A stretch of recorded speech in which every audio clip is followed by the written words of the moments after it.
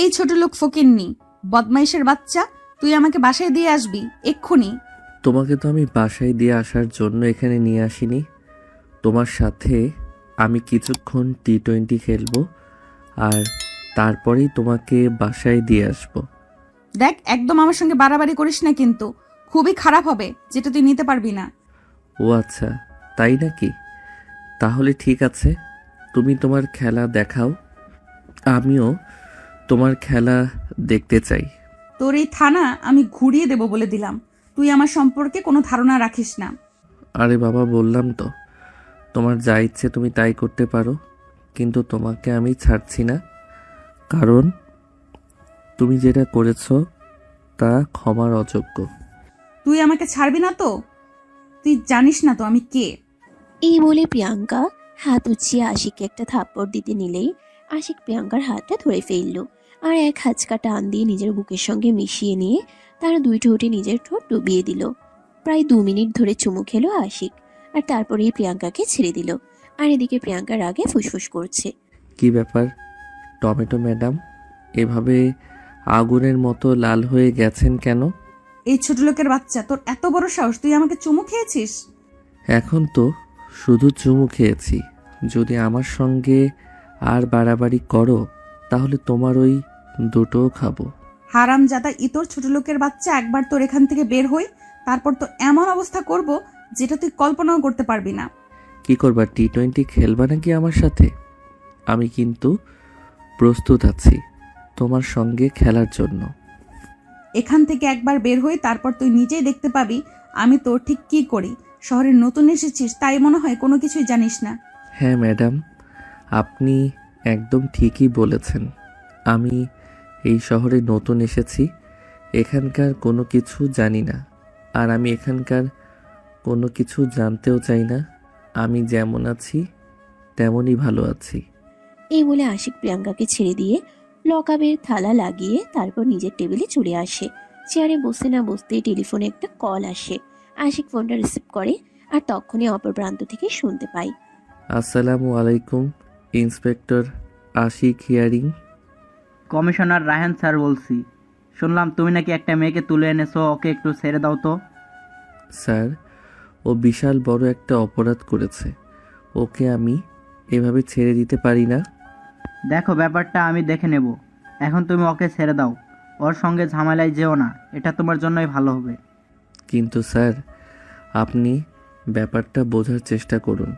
ওকে যদি আমরা এভাবে ছেড়ে দেই তাহলে আবারও এমন কিছু করতেই থাকবে যেটা আমাদের জন্য খারাপ হবে। আর বললাম তো, এটা নিয়ে তোমার এত প্যারা নেওয়ার কোনো কিছু নেই। তোমাকে আমি যেটা বলেছি সেটাই করো, এক্ষুনি ওকে ছেড়ে দাও। ঠিক আছে স্যার, আমি ছেড়ে দিচ্ছি, তবে আপনি এই কাজটা কিন্তু একদম ঠিক করেননি। এই মেয়েটা খুবই ডেঞ্জারাস, ওকে এভাবে ছেড়ে দেওয়া একদম উচিত নয়। কিন্তু ততক্ষণে কমিশনার সাহেব ফোন কেটে দিয়েছেন। আশিকের শেষ কথা ওনার কান পর্যন্ত পৌঁছায়নি মনে হয়। ফোনটা কাটার সঙ্গে সঙ্গেই লকআপের ভিতর থেকে প্রিয়াঙ্কা বলতে লাগলো, কি রে হারামজাদা ইতর ছোট লোকের বাচ্চা, আমি তোকে আগেই বলেছিলাম না আমাকে তুই এখানে আটকে রাখতে পারবি না? হ্যাঁ, তবে চিন্তা করো না, তোমাকে আমি আবার নিয়ে আসবো, আর যদি না আনতে পারি একদম আমার বেডরুমে নিয়ে যাব। তো সাহস দেখে আমি বাঁচি না। অন ডিউটিরত একজন অফিসার হয়ে আমাকে এভাবে থ্রেট দিচ্ছিস? তুমি তো বেঁচে গেছো ডার্লিং, আমি ডিউটিতে আছি বলে, তা না হলে আমি তোমার সঙ্গে এখনই বাসরটা করে নিতাম। ছোট লোকের বাচ্চা, তোকে একবার থানার বাইরে পাই, তারপর তুই দেখতে পারবি আমি কি জিনিস। এই নাও আমার বাসার ঠিকানা, আমার বাসায় চলে আসো, তারপর না হয় দেখে নিও, সেই সুযোগে না হয় আমিও তোমার সঙ্গে বাসরটা করে নিতে পারবো। বন্ধুদের কাছে শুনেছি বিয়ের আগে বাসর করতে আগে অনেক মজা, আমারও এক্সপেরিয়েন্স হয়ে যাবে। ছোট লোক শুয়োরের বাচ্চা, তোর এটা কেটে একদম তোর হাতে ধরিয়ে দিব। তুই চিনতে পারিসনি এখনো আমাকে, আমি কি জিনিস এটা বুঝতে পারবি, সময় পেরোক তবেই। এদিকে তখনই আশিক কনস্টেবলকে ডেকে প্রিয়াঙ্কাকে ছেড়ে দিতে বলল। কনস্টেবল এসে প্রিয়াঙ্কাকে ছেড়ে দেয় আর প্রিয়াঙ্কা থানা থেকে বের হয়ে বাসায় চলে আসে। বাসায় আসার আগে আশিককে অনেক রকম থ্রেট দিয়ে আসছে। আশিকের শেষ দেখেই ছাড়বে। থানা থেকে বের হতেই থানার সামনে দাঁড়িয়ে আছে প্রিয়াঙ্কা। গাড়িতে উঠে বসে আর তখন ড্রাইভার গাড়ি চালাতে শুরু করে। প্রিয়াঙ্কা তখন ড্রাইভারকে উদ্দেশ্য করে বলতে থাকে গাড়িটা নিয়ে সোজা তার বাবার অফিসে চলে যাওয়ার জন্য। এদিকে ড্রাইভারও তখন কোনো কথা না বলে গাড়ি নিয়ে সোজা প্রিয়াঙ্কার বাবার অফিসের সামনে চলে আসেন।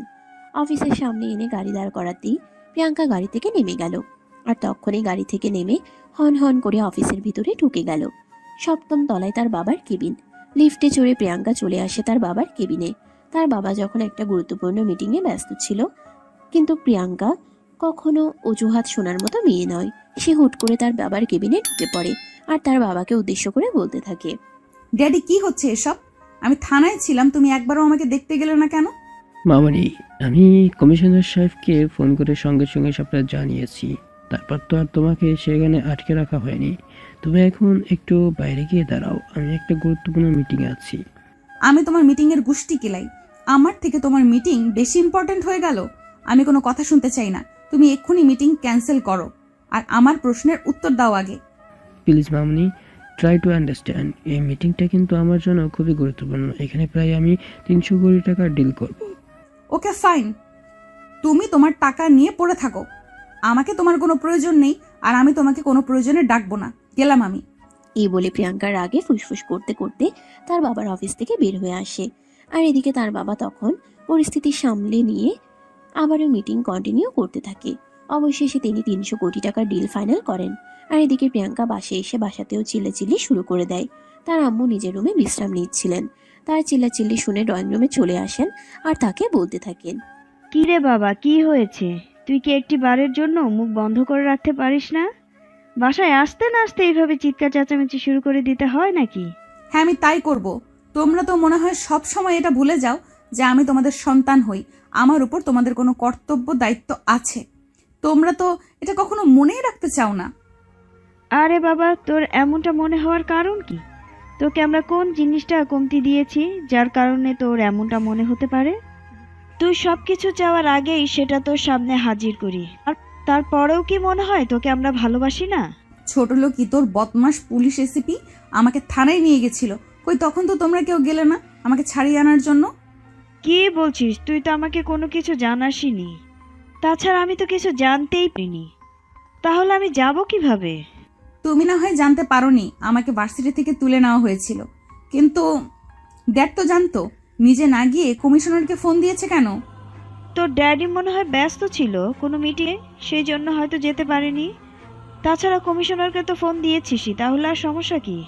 ও আচ্ছা, তাই বুঝি। তোমাদের কাছে আমার কোনো মূল্য নেই।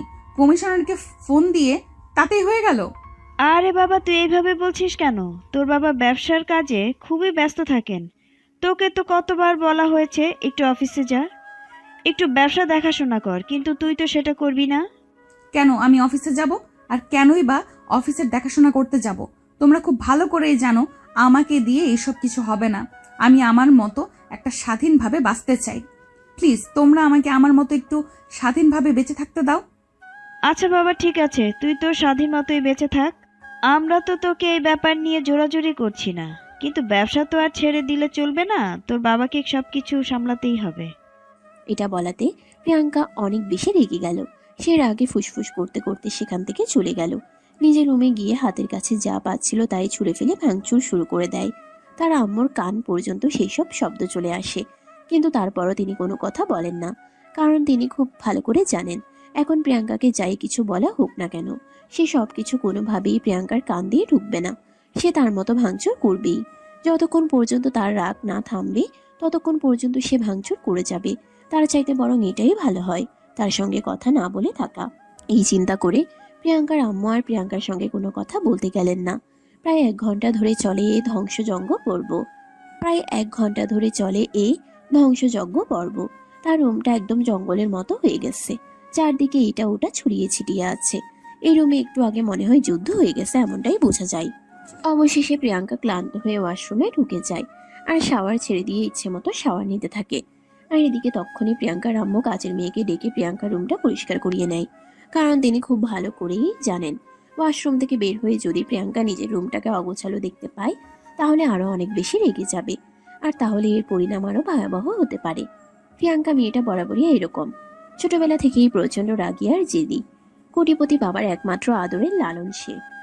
কখনো মা বাবার কাছে মুখ ফুটে থাকে কোনো কিছুই চাইতে হয়নি। মা বাবা তার প্রয়োজন বুঝে আগে সেটা তার সামনে এনে হাজির করেন, আর যেটা প্রিয়াঙ্কাকে আরো বেশি বেখেয়ালি বানিয়ে দিয়েছে। কিন্তু তাতে তার মা বাবার কোনো সমস্যা নেই। তাদের একমাত্র রাজকন্যা বলে কথা, যা চাইবে তাই হবে, এমনটাই তাদের ধারণা। প্রিয়াঙ্কা প্রায় 1 ঘন্টা পর ওয়াশরুম থেকে বের হয়ে আর রুমে আসতেই তার মোবাইলে একটা কল আসে। প্রিয়াঙ্কা মোবাইলটা হাতে নিয়ে কলটা রিসিভ করে, তখনই অপর প্রান্ত থেকে শুনতে পায়, কিরে দোস্ত, কোথায় তুই? তুই কি আমার সাথে মজা নিচ্ছিস নাকি? আরে ভাই, তোর থেকে মজা কেন নেব? আমি তো আজ ভার্সিটিতে যাইনি, আমার শরীরটা ভালো লাগছে না, তাই তোকে ফোন দিয়ে ভাবছিলাম তোকে আমাদের বাসায় আসতে বলবো। ও আচ্ছা, আমি তো ভেবেছিলাম তুই আরো ভার্সিটিতে এসেছিস। যাই হোক, একটা বিশাল বড় প্রবলেম হয়ে গেছে। আমিও ভার্সিটিতে যাইনি, বলতে গিয়েছিলাম কিন্তু চলে এসেছি। এই বলে দুজন কথা বলতে থাকে। প্রিয়াঙ্কা তিশাকে সবকিছু খুলে বলে আজ তার সঙ্গে কি হয়েছে। সবকিছু শুনে তিশা অনেকটাই অবাক হয়, কারণ এই শহরে প্রিয়াঙ্কার সামনে দাঁড়িয়ে কথা বলে এমন সাহস কোনো পুলিশ অফিসারের নেই। আর সেখানে কোনো একজন পুলিশ অফিসার প্রিয়াঙ্কাকে তুলে নিয়ে গেছে আর 1 ঘন্টা থানায় রেখেছে। বিষয়টা জাস্ট অবাক করার মতো। তিশা তখন প্রিয়াঙ্কাকে বলতে থাকে, আরে ভাই, কি বলছিস এসব? তাহলে তো এই পুলিশ অফিসারের কলিজা আছে বলতে হয়, তা না হলে তোর মতো একটা মেয়েকে তো কোনোভাবেই থানায় নিয়ে আটকে রাখতে পারতো না। তবে কি আমি তোকে মিথ্যা কথা বলছি নাকি? যা হয়েছে তাই বলছি। আরে ভাই, তুই আমাকে কেন মিথ্যা বলবি? আর আমি কি তোকে বিশ্বাস করি না নাকি? আমি জানি তুই আমাকে সত্যি কথাই বলছিস। যাই হোক, বাদ দে সব কথা। রাতে পার্টি আছে, যাবি নাকি? দেখ, যেখানে তুই এটা খুব ভালো করেই জানিস আমি পার্টি ছাড়া থাকতে পারি না, সেখানে আবার আমাকে নতুন করে জিজ্ঞাসা করার কি আছে? আমি তো সেটাই বুঝতে পারছি না। আচ্ছা ঠিক আছে, কোনো সমস্যা নেই, চলে আসিস 8টার দিকে। এই বলে প্রিয়াঙ্কা আর তিশা দুজনেই কথা বলা শেষ করে ফোন রেখে দেয়। আর প্রিয়াঙ্কা ড্রেস চেঞ্জ করেই চিল্লাতে শুরু করে তাকে খাবার দেওয়ার জন্য। কাজের মেয়েটা তাড়াহুড়ো করে তার জন্য খাবার নিয়ে আসে। প্রিয়াঙ্কা খাবারে হাত দিয়ে দেখে খাবারটা একটু ঠান্ডা হয়ে গেছে, যেটা দেখে প্রিয়াঙ্কা অনেক বেশি রেগে যায় আর চিৎকার দিয়ে বলতে থাকে, এই ছোট লোক ফকিনের বাচ্চা, তুই জানিস না আমি ঠান্ডা খাবার খেতে পারি না? তাহলে তুই আমাকে ঠান্ডা খাবার দিয়েছিস কেন? এবারে প্রিয়াঙ্কা কাজের মেয়ের গালে বেশ কয়েকটা থাপ্পড় বসিয়ে দেয়। আর তখনই তার আম্মু সেখানে চলে আসে। প্রিয়াঙ্কাকে তিনি বলতে থাকেন, কি হয়েছে, তুমি ওর গায়ে হাত তুললে কেন? হাত তুলেছি, বেশ করেছি। ও জানে না আমি ঠান্ডা খাবার খেতে পারি না, তাহলে কেন আমাকে ঠান্ডা খাবার এনে দিয়েছে? এখানে ওর কোনো দোষ নেই। এই বলে প্রিয়াঙ্কার আম্মু বলতে থাকেন তিনি নিজেই কাজের মেয়েকে প্রিয়াঙ্কাকে ঠান্ডা খাবার দেওয়ার জন্য বলেছেন, কারণ প্রিয়াঙ্কা এখন বড় হয়েছে, কদিন পরেই শ্বশুরবাড়ি যেতে হবে।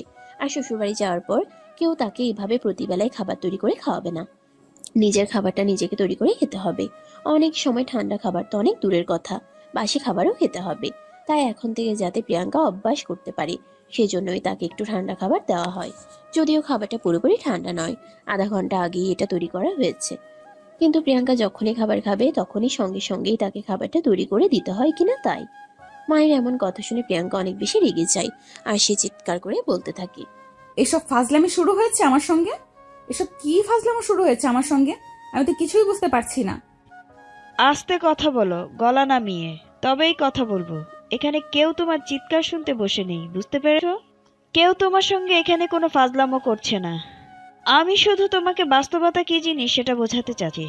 এই বলে প্রিয়াঙ্কার আম্মু কাজের মেয়েকে নিয়ে সেখান থেকে চলে গেলেন। আর এদিকে প্রিয়াঙ্কা তখন প্রচন্ড পরিমাণে রেগে গিয়ে আর খাবার খেলো না। সে অনলাইনে খাবার অর্ডার করে কিছুক্ষণের মধ্যেই খাবার চলে এলে খাবার খেয়ে এসে বিছানায় শুয়ে ঘুমিয়ে পড়ে। আর সে ঘুম থেকে উঠে সন্ধ্যার পরে আবারও তার বান্ধবী তাকে ফোন দিয়ে পার্টিতে যাওয়ার জন্য, আর সে ফোন পেয়ে বিছানা থেকে উঠে ফ্রেশ হয়ে রেডি হয়ে পার্টিতে যাওয়ার জন্য বের হচ্ছিল। তখনই পিছন থেকে তার আম্মু তাকে বলতে থাকে, কি ব্যাপার, তুমি এই সন্ধেবেলা কোথায় যাচ্ছ? কেন এখন কি আমাকে এই বাড়ি থেকে কোথাও বের হতে হলেও কারো কাছে অনুমতি নিতে হবে নাকি? কথাটা শোনা মাত্রই প্রিয়াঙ্কার আম্মু প্রিয়াঙ্কাকে একটা ধমক দেন আর বলতে থাকেন, তুমি মনে হয় ভুলে যাচ্ছ তুমি তোমার আম্মুর সামনে দাঁড়িয়ে কথা বলছো। আম্মুর সঙ্গে কখনো এভাবে কথা বলতে হয় না, সেটা কি তুমি জানো না? তাহলে আমার মনে হয় আমার আম্মুরও এটা জেনে রাখা উচিত যে আমিও তার মেয়ে হই। তবে এখন যথেষ্ট বড় হয়েছি, তাই আমার সমস্ত ব্যাপারে নাক গলানোর রাইট তার নেই। এই বলে প্রিয়াঙ্কা তার আম্মুকে আর কোনো কথা বলার সুযোগ না দিয়ে বাসা থেকে বের হয়ে গেল। প্রিয়াঙ্কার আম্মু নিজের মেয়ের ব্যবহারে ভীষণ কষ্ট পান, কিন্তু কিছুই করার নেই। মেয়েটাকে ছোটবেলা থেকে অনেক বেশি আদর আর ভালোবাসা দিয়ে এরকম বেয়াদব বানিয়ে ফেলেছেন। তাই এখন আর মেয়েকে শুধু শুধু দোষ দিয়ে কোনো লাভ নেই। এই মুহূর্তে মেয়েকে বদলানো একেবারে অসম্ভব। তাই তিনি এখন আর এসব বিষয় নিয়ে সেরকম একটা মন খারাপ করেন না। কারণ আগে থেকে যদি মেয়েকে শাসন বারণ করতেন, তাহলে হয়তো আজ এই দিন দেখতে হতো না। এদিকে প্রিয়াঙ্কা বাসা থেকে গাড়ি নিয়ে বের হয়, আর তারপর সেখান থেকে সোজা তার বান্ধবীর বাসার সামনে চলে আসে। বাসার সামনে দাঁড়িয়ে গাড়ির হুইসেল দিতেই তার বান্ধবী বাসা থেকে বের হয়। গাড়িতে উঠতে উঠতে সে প্রিয়াঙ্কাকে বলতে থাকে, দোস্ত, জানিস লাইফ ইজ সো বোরিং, আর কিছু ভালোই লাগে না। সারাদিন শুধু একটু আড্ডা দিয়ে কাটাতে পারলেই যেন বেঁচে যাই। এসব পড়াশোনার ভালো লাগে না। হ্যাঁ দোস্ত, এটা তুই একদম ঠিক কথাই বলেছিস। এভাবে সময় কাটাতে আর ভালো লাগে না, জাস্ট বোরিং লাগে। একটু শান্তিতে থাকতে চাই। এই কথা বলতে বলতে প্রিয়াঙ্কা গাড়ি স্টার্ট করে, আর এভাবে কিছুক্ষণের মধ্যেই তারা দুজনে নাইট ক্লাবে পৌঁছে গেল। রাত তখন 1টার কাছাকাছি বাজে। দুজনে ক্লাব থেকে বের হয়, কিন্তু প্রিয়াঙ্কার অবস্থা একেবারেই নাজেহাল হয়ে গেছিল। সে গাড়ি চালাতে পারছিল না, বারে বারে গাড়ি এদিক সেদিক হয়ে যাচ্ছিল। তখনই প্রিয়াঙ্কার বান্ধবী তাকে বলতে থাকে, দোস্ত, তুই গাড়ি চালিয়ে বাসা পর্যন্ত যেতে পারবি না? চল আমাদের বাসায়, আজ রাতে আমাদের বাসাতেই থাকবে। আরে না, কোনো সমস্যা নেই। আমি তোকে নামিয়ে দিয়ে বাসায় চলে যেতে পারবো, কোনো প্রবলেম হবে না। এগুলো বলে প্রিয়াঙ্কা আবারও মাতালের মতো গাড়ি চালাচ্ছিল। তখনই হঠাৎ একজন পুলিশ বাইক নিয়ে এসে তাদের গাড়ির সামনে দাঁড়ালো। প্রিয়াঙ্কা গাড়ি দাঁড় করায়। পুলিশ অফিসার নিজের মাথা থেকে হেলমেট খুলে রেখে গাড়িতে জানালার গ্লাসে হাতে টোকা দেয়, আর তখনও প্রিয়াঙ্কার গ্লাস নামায়। প্রিয়াঙ্কাকে দেখে পুলিশ অফিসার বলতে থাকে, আমি মনে মনে এরকমটাই ভেবেছিলাম, কারণ এই যে এত রাতের বেলা কোনো মানুষ এইভাবে মাতাল হয়ে গাড়ি চালাতে পারে না, শুধুমাত্র বড় লোকের বখাটে যাওয়া মেয়েগুলো ছাড়া। আশিকের এমন কথা শুনে প্রিয়াঙ্কা মাতাল মাতাল কণ্ঠে আশিককে বলতে থাকে, এই অফিসারের বাচ্চা, তুই আমার এখানে এসেছিস কেন? আমি গাড়ি চালাচ্ছি, আমাকে গাড়ি চালাতে দে। আমাকে বাসায় যেতে হবে, ঘুম পাচ্ছে ভীষণ। I am so sorry madam, আমি বিয়ের আগেই বিধবা হতে চাই না। আমি তোমাকে এভাবে যেতে দিতে পারছি না। তুমি গাড়ি থেকে বের হও, আমি তোমাকে বাসায় পৌঁছে দেব। কিন্তু সেই কথা প্রিয়াঙ্কার কান পর্যন্ত পৌঁছালো কিনা পৌঁছা গেল না।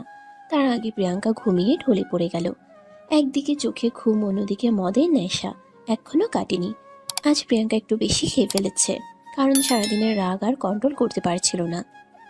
প্রিয়াঙ্কা যখন একটু বেশি রেগে যায় তখনই নেশা একটু বেশি করে। এটাই কয়েক বছর ধরেই চলে আসছে। আর এদিকে এভাবেই প্রিয়াঙ্কার নেশা একটু বেশি আসক্ত হয়ে গেছে। যখনই তার মেজাজ খারাপ হয়ে যায় তখনই সে ক্লাবে চলে আসে, ইচ্ছে মতো নাচ গান করে, আর শেষে মদ খেয়ে বাড়িতে ফিরে। যদিও অধিকাংশ দিন তার বাবা ড্রাইভার পাঠিয়ে তাকে বাড়িতে নিয়ে যাওয়ার ব্যবস্থা করেন, কারণ তিনি মেয়েকে কিছু বলতে পারেন না। অনেক আদরের মেয়ে, তাই মেয়ে মনে কষ্ট পাবে এরকম কোনো কিছুই কখনোই করেন না। কিন্তু আজ প্রিয়াঙ্কার আম্মু প্রিয়াঙ্কার বাবাকে ড্রাইভার পাঠাতে নিষেধ করেছেন। এদিকে প্রিয়াঙ্কার বাবা আবার প্রিয়াঙ্কার আম্মুকেও ভীষণ ভয় পান। ভালোবেসে বিয়ে করেছিলেন কিনা এখনো সেই জন্য স্ত্রীর মুখের উপর কোনো কথা বলতে পারেন না। তাই আজ আর ড্রাইভার যায়নি। এদিকে আশিক যখন দেখতে পেল প্রিয়াঙ্কা ঘুমিয়ে গেছে, ওদিকে তার বান্ধবীও ঘুমে টলমলো করছে, তখন আশিকের আর কোনো উপায় দেখতে না পেয়ে গাড়িতে উঠে বসলো, আর কনস্টেবলকে ফোন দিয়ে বলল তার বাইকটা নিয়ে যেতে। আশিক গাড়ি চালিয়ে প্রিয়াঙ্কার বান্ধবীকে তাদের বাড়ির সামনে নামিয়ে দিয়ে প্রিয়াঙ্কাকে নিয়ে তাদের বাড়িতে চলে আসে। প্রিয়াঙ্কা ঘুমে অচেতন হয়ে আছে। আশিক বাধ্য হয়ে প্রিয়াঙ্কাকে কোলে তুলে নিল। প্রিয়াঙ্কাকে কোলে নিয়েই কলিং বেল চাপ দেয়। প্রিয়াঙ্কার আম্মু এসেই দরজাটা খুলে দেয়। আশিককে দেখে তিনি বেশ অবাক হন আর বলতে থাকেন, বাবা, কে তুমি? আর আমার মেয়েকে কোথা থেকে নিয়ে এসেছো? আন্টি, আমার আপনাদের এলাকায় নতুন পোস্টিং হয়েছে। আমি এসপি আশিক আহমেদ। আপনার মেয়ে মদ খেয়ে মাতাল হয়ে রাস্তায় গাড়ি চালাচ্ছিল, আর সেটা আমার চোখে পড়ে, আর বাধ্য হয়ে আমি নিজেই তাকে বাড়ি পর্যন্ত পৌঁছে দিলাম। তোমাকে অসংখ্য ধন্যবাদ বাবা। দাঁড়াও, আমি ওকে রুম পর্যন্ত পৌঁছে দিয়ে আসি। তুমি এখানে বসো, আমি আসছি, তোমার সঙ্গে একটু কথা আছে। এই বলে প্রিয়াঙ্কার আম্মু প্রিয়াঙ্কাকে নিয়ে তার রুমে চলে গেলেন। প্রিয়াঙ্কাকে বিছানায় শুয়ে দিয়ে দরজাটা বাইরের দিক থেকে লক করে দিলেন, আর তারপরেই তিনি নিচে চলে আসেন। আশিক তখনও ড্রয়িং রুমে দাঁড়িয়েই প্রিয়াঙ্কার আম্মুর জন্য অপেক্ষা করছে। প্রিয়াঙ্কার আম্মু সেখানে দাঁড়িয়ে থাকতে দেখে বলতে থাকেন, আরে বাবা, কি ব্যাপার? তুমি এখনো ওখানে দাঁড়িয়ে আছো কেন? আমি না তোমাকে বসতে বলেছিলাম? না মানে আসলে আন্টি, আমি ডিউটিতে আছি তো, তাই আমাকে ফিরতে হবে। আরে বাবা, সে না হয় বুঝলাম, কিন্তু তুমি এই প্রথমবার আমাদের বাসায় এসেছো, এভাবে চলে যেতে পারো না। আমি তোমাকে খালি মুখে চলে যেতে দিতে পারি না। তুমি একটু ওয়েট করো, আমি তোমার জন্য একটু চা বানিয়ে নিয়ে আসছি। এইটুকু তো খেয়ে যেতে পারো। অনেক রিকোয়েস্ট করে প্রিয়াঙ্কার আম্মু এই কথাটা আশিককে বলে। তাই আশিক আর প্রিয়াঙ্কার আম্মুর এই কথাটা ফেলতে পারছিল না। তাই আশিক প্রিয়াঙ্কার আম্মুকে বলে, ঠিক আছে আন্টি, তবে আমার হাতে সময় খুবই কম, তাড়াতাড়ি করবেন প্লিজ, অন ডিউটিতে আছি তো। এই কথাটা বলে আশিক ড্রয়িং রুমের সোফায় বসলো। আর এদিকে তখন প্রিয়াঙ্কার আম্মু তাড়াহুড়ো করে কিচেনে চলে গেলেন। আর কিছুক্ষণের মধ্যেই আশিকের জন্য কিছু স্ন্যাক্স আর চা বানিয়ে নিয়ে ড্রয়িং রুমে আসলেন। ট্রে ভর্তি খাবার দেখে আশিক বলতে লাগলো, আরে আন্টি, কি ব্যাপার? আপনি এতগুলো খাবার কেন এনেছেন? আমি তো বলেছিলাম শুধু চা নিয়ে আসতে। প্রিয়াঙ্কার আম্মু তখন কোনো কথা না বলেই খাবারটা আশিকের দিকে এগিয়ে দেন আর রিকোয়েস্ট করেন খাওয়ার জন্য। মায়ের বয়সে একজন মহিলার রিকোয়েস্ট ফেলা যায় না, তার উপর আবার এত রাতে তিনি এত কষ্ট করে এসব কিছু নিয়ে এসেছেন, এখানে তো মোটেই নয়। তাই আশিক বাধ্য হয়ে খাওয়া শুরু করলো। খাওয়া শেষ হতে প্রায় 15 মিনিটের মতো সময় লাগলো। আশিক খাওয়া শেষ করে প্রিয়াঙ্কার আম্মুর কাছ থেকে বিদায় নিয়ে বাসা থেকে বের হতে যাবে, তখনই পিছন থেকে প্রিয়াঙ্কার আম্মু বলতে থাকে, বাবা, তোমাকে একটা কথা বলার ছিল। হ্যাঁ আন্টি, বলুন কি বলবেন।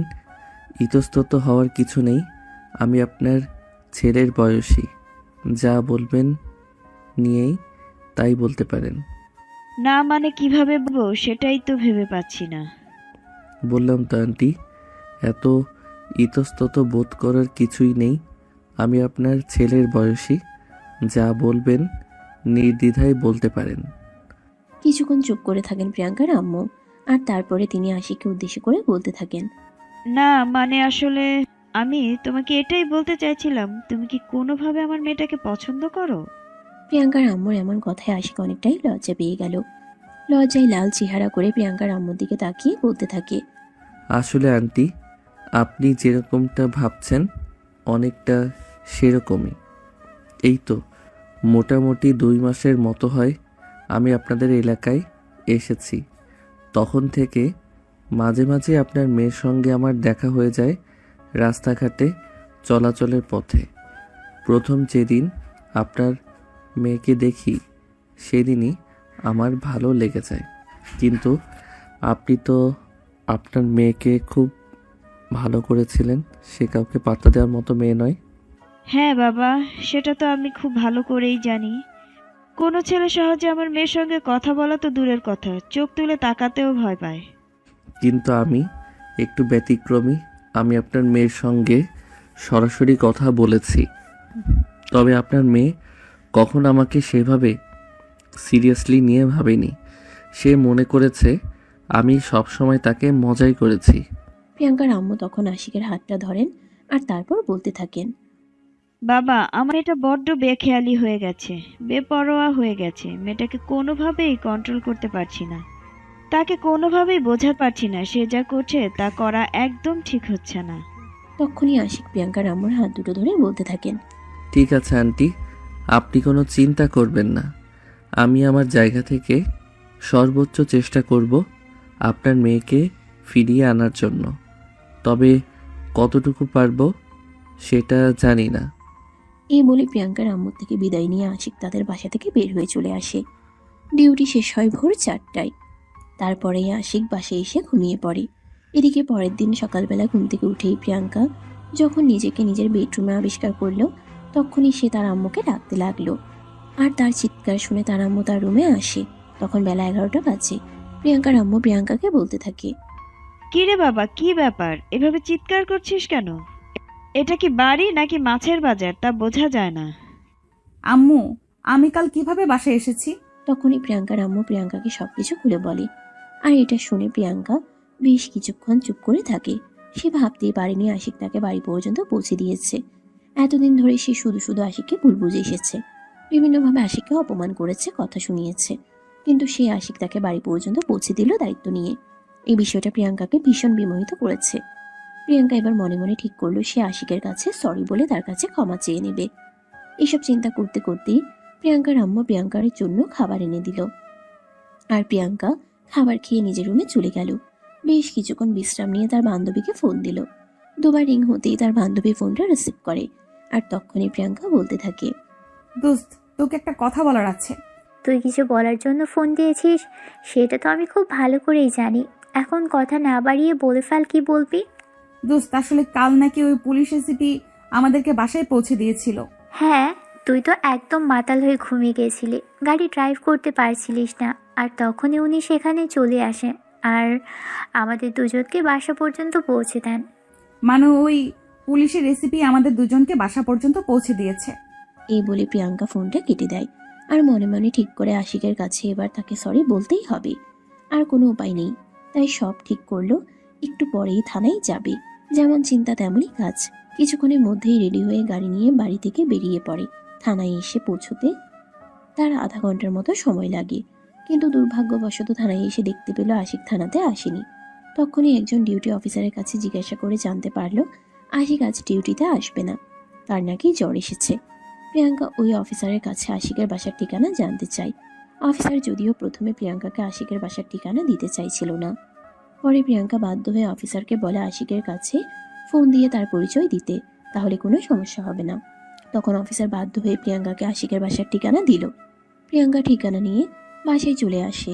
আশিক বিছানায় শুয়েছিল, জ্বরে একদম কুপোকাত হয়ে গেছে। ভীষণ রকম জ্বর, গা পুড়ে যাচ্ছে। প্রিয়াঙ্কা যখন আশিকের গায়ে হাত দিয়ে দেখতে পেল এত জ্বর, তখন সে আর এক মুহূর্তও দেরি না করে ডাক্তারের কাছে নিয়ে গেল আশিককে। যদিও আশিক প্রিয়াঙ্কার সঙ্গে যেতে চায়নি, কিন্তু প্রিয়াঙ্কা জোর করেই তাকে নিয়ে গেছে। ডাক্তার দেখানো শেষ হলে প্রিয়াঙ্কা নিজেই ওষুধ কিনে তারপর আশিককে বাসায় নিয়ে আসলো। আশিকের বাসায় কোনো রান্না করা খাবার ছিল না, কারণ সে নিজেই রান্না করে খেত। যেহেতু সে অসুস্থ, তাই তার বাসায় রান্না করা হয়নি। সেজন্য প্রিয়াঙ্কা রেস্টুরেন্ট থেকে তার জন্য খাবারও নিয়ে আসে। বাসায় এসে প্রিয়াঙ্কা আশিককে বিছানায় শুয়ে দিয়ে তার শরীরটাকে মুছে দিল, আর তারপর নিজের হাতে খাবার খাইয়ে ওষুধ খাইয়ে দিল। আশিক পুরো সময়টা এক দৃষ্টিতে প্রিয়াঙ্কার দিকে তাকিয়ে আছে। সে যেন নতুন প্রিয়াঙ্কাকে দেখছে। এই প্রিয়াঙ্কাকে সে যেন বিশ্বাস করতে পারছে না, এমন একটা অবস্থা। সবকিছু শেষ হলে প্রিয়াঙ্কা আশিককে বলতে লাগলো, আই এম সো সরি। আসলে আমি আপনাকে সরি বলতে এসেছিলাম। এতদিন ধরে আপনার সঙ্গে যে আচরণগুলো করেছি সেগুলো আমার করা একদম উচিত হয়নি। আপনি কাল আমাকে যেভাবে দায়িত্ব নিয়ে বাসায় পৌঁছে দিয়েছেন, আপনার জায়গায় অন্য কেউ থাকলে হয়তো এটা করতো না। আর আজ তুমি আমার জন্য যেটা করেছো সেটা হয়তো আমার বউ ছাড়া অন্য কেউ করতো না। প্রচন্ড রকম শরীর খারাপ থাকা সত্ত্বেও দুষ্টুমির একটা হাসি হেসে প্রিয়াঙ্কাকে এই কথাটা বলে আশিক। তখনই প্রিয়াঙ্কা আশিকের মাথায় একটা থাপ্পড় দিয়ে বলতে থাকে, আপনি ভাঙবেন কিন্তু মচকাবেন না। সবসময় ইত্রামি করতেই হবে। এসব ইত্রামি ছাড়া আপনার চলে না বুঝি? চলবে কেমন করে? নিজের হবু বউয়ের সঙ্গে যদি এইটুকু ইতরামি না করতে পারি, তাহলে কার সঙ্গে ইতরামি করব বলে দাও একটু। আমি কি একবারও আপনাকে বলেছি যে আমি আপনাকে বিয়ে করব বা বিয়ে করতে চাই? তাহলে আমি আপনার হবু বউ হলাম কিভাবে বলেন শুনি? সব কিছু সবাইকে বলে দিতে হয় না। কিছু জিনিস আছে যেগুলো বুঝে নিতে হয়, আর আমি বুঝতে পারি তুমি আমাকে ভালোবাসো। ফাজলামো মার্কা কথা বাদ দেন। আপনার শরীর ভীষণ খারাপ ছিল বিধায় আমি ডাক্তারের কাছে নিয়ে গেছি, আর এতটুকু করেছি, নয়তো কখনোই করতাম না। হ্যাঁ, একদমই তাই। প্রিয়াঙ্কা কখনো এই কাজগুলো করতো না, কারণ প্রিয়াঙ্কা তার বাড়িতে কোনো কাজ করে না। একদম পায়ের উপর পা তুলে খাই বলা চলে। তার বাড়িতে কেউ কখনো তাকে কোনো কাজ করতে বলেও না, কারণ তার বাড়িতে কাজের লোকের কোনো অভাব নেই। সবাই সব রকম কাজ করে নেয়। আর এসব শুনে আশিক বলতে থাকে, মেয়েরা যত যাই কিছুই করুক না কেন, নিজের স্বামীর জন্য কিন্তু সব করতে পারে। স্বামীর জন্য তারা একদম সবসময় প্রস্তুত থাকে। ফালতু একটা। এসব কথা কে আপনাকে বলেছে? আমি শুধু মানবিকতার খাতিরে এতটুকু করেছি, তাছাড়া আর কিছুই না। চোর যখন চুরি করে ধরা পড়ে তখন এই কথাগুলোই বলে। যাই হোক, সেবা তো করেছ, আমি কিছু মনে করব না। এটা বলতেই প্রিয়াঙ্কা সেখানে আর এক মুহূর্ত দেরি না করে একটা দুষ্টুমির হাসি দিয়ে আশিকের বাসা থেকে বের হয়ে চলে আসলো সোজা নিজের বাসায়। প্রিয়াঙ্কা বাসায় প্রবেশ করতে যাবে, তখনই তার আম্মু পিছন থেকে তাকে বলতে থাকে, কি ব্যাপার, কোথায় গিয়েছিলি? এই তো আমার এক বন্ধুর সাথে দেখা করতে। কেন, কিছু হয়েছে নাকি? কি হয়েছে আর কি হয়নি সেটা তুমি খুব ভালো করেই জানো, কারণ আমি এটা জানি যে তুমি তোমার কোনো বন্ধুর সাথে দেখা করতে যাওনি, অন্য কোথাও গিয়েছিলে। হ্যাঁ, ওই পুলিশ এসিপির বাসায় গিয়েছিলাম সরি বলার জন্য, কিন্তু সেখানে গিয়ে দেখতে পেলাম তিনি অসুস্থ, তাই তাকে নিয়ে ডাক্তারের কাছে গেছি। ওষুধ কিনে বাসায় পর্যন্ত পৌঁছে দিয়ে এসেছি। এই বলে প্রিয়াঙ্কা তার আম্মুকে আর কোনো কথা বলার সুযোগ না দিয়ে রুমে চলে গেল। আর এরপর বেশ কিছুক্ষণ ব্যালকনিতে বসে থেকে গল্পের বই পড়ল। এভাবেই তার সন্ধ্যাটা কেটে গেল। রাতে পড়ার টেবিলে পড়তে বসলো, কিন্তু সে কোনোভাবেই বইয়ে মন বসাতে পারছিল না। তার মন পড়েছিল শুধু আশিকের কাছে। আশিক কি করছে, তার কি জ্বর কমেছে, সে কি খাওয়া দাওয়া করেছে, কেমন আছে এখন, এইসব হাজারো প্রশ্ন তার মনে ঘুরঘুর করছিল। কিন্তু এই মুহূর্তে আশিকের খোঁজ সে কিভাবে নিবে? আশিকের ফোন নাম্বার নিয়ে আসতে ভুলে গেছে। এদিকে সে নিজেকে স্থির রাখতে পারছিল না, বারবার আশিকের কথা মনে পড়ছিল। তাই সে আর এক মুহূর্তও দেরি না করে বাসা থেকে বের হয়ে পড়ে। তখন রাত 10টার কাছাকাছি। আশিকের রুমের দরজার সামনে দাঁড়িয়ে নক করে। আশিক রুমের ভিতরেই ছিল, কিন্তু বুঝতে পারছে না এই সময়ে কি এসেছে, কারণ এই সময় তো তার কাছে কারোর আসার কথা নয়। আর এই শহরে তার আপন বলতে কেউ নেই যে এত রাতে তার সঙ্গে দেখা করতে আসতে পারে। আশিক দরজা না খুলেই ভিতর থেকে প্রশ্ন করে, কে? আরে দরজাটা তো খুলবেন, তারপর না হয় দেখুন কে এসেছে। সরি, এত রাতে আমার সঙ্গে দেখা করতে আসার মতো কেউ নেই। আপনি এখন চলে যেতে পারেন, কাল দিনে আসুন। বলতেই প্রিয়াঙ্কা আবারও দরজায় নক করতে থাকে আর বলতে থাকে, আরে আমি এসেছি আপনার সঙ্গে দেখা করতে। আপনি এমন কেন বলেন তো? মানলাম আপনি মেয়ে মানুষের থেকে নিজেকে একটু দূরে দূরে রাখেন, তাই বলে একটা মেয়ে মানুষ এত রাতে আপনার সঙ্গে দেখা করতে এসেছে, একটু কথা বলতে এসেছে, আপনি তার সঙ্গে দেখা না করে দরজা বন্ধ করে দিবেন? আশিক তখন প্রিয়াঙ্কার কণ্ঠস্বর শুনে প্রিয়াঙ্কাকে চিনতে পারে আর দরজাটা খুলে দেয়। সে প্রিয়াঙ্কাকে দেখা মাত্রই বলতে থাকে, আরে এত রাতে তুমি এখানে কি করতে এসেছো?